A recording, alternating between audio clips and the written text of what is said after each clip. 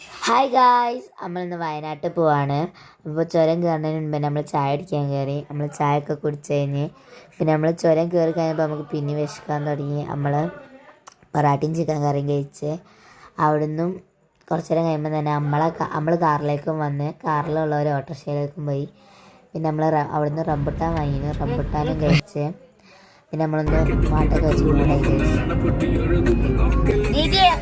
എങ്ങോട്ടാ പോണ സ്ഥലത്തിന്റെ പേരറിയോ? മേപ്പാടി. നമ്മളിന്ന് പോണത് മേപ്പാടി സൂചിപ്പാറ വെള്ളച്ചാട്ടത്തിലേക്കാണ്.